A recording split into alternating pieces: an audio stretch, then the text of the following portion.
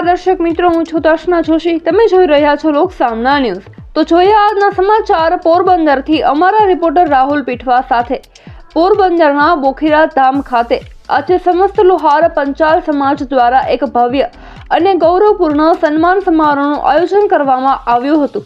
આ પ્રસંગે ગુજરાત પ્રદેશ ભાજપ અધ્યક્ષ જગદીશભાઈ વિશ્વકર્માનું સન્માન કરવામાં આવ્યું હતું.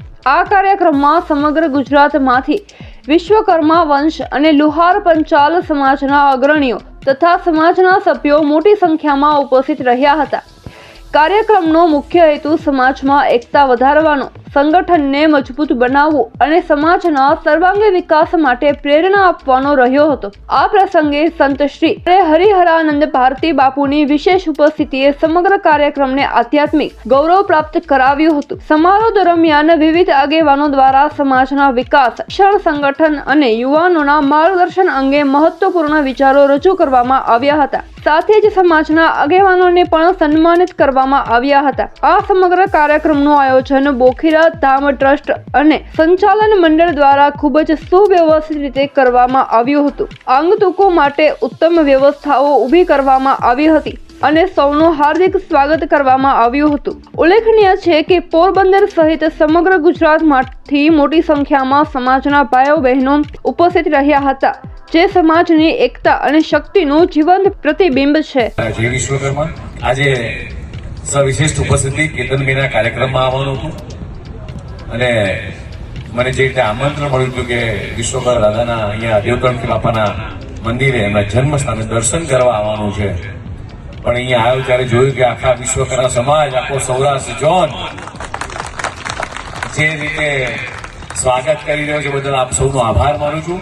મને ખબર છે કે ઘણા બધા મિત્રો ત્યાં કેતનબેનના કાર્યક્રમમાં પણ છે.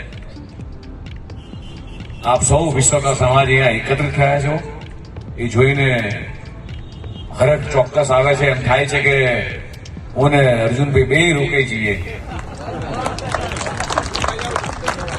પણ આખા ગુજરાતના સ્થાનિક સ્વરાજની ચૂંટણીનું બ્યુગલ વાગી ચૂકી છે ત્યારે સમગ્ર ગુજરાતમાં મારે પ્રવાસ કરવાનો છે, અર્જુનભાઈને પ્રવાસ કરવાનો છે અને લગભગ 10,000 જેટલા ઉમેદવારો આખા ગુજરાતની અંદર ચયન કરવાનું છે. તમારા દીકરાને ભારતીય જનતા પાર્ટીએ, દેશના યશસ્વી પ્રધાનમંત્રી માનનીય મોદી સાહેબે, રાષ્ટ્રીય નેતૃત્વએ અમિતભાઈ શાહ સાહેબે ખૂબ મોટી જવાબદારી મિત્રો આપી છે.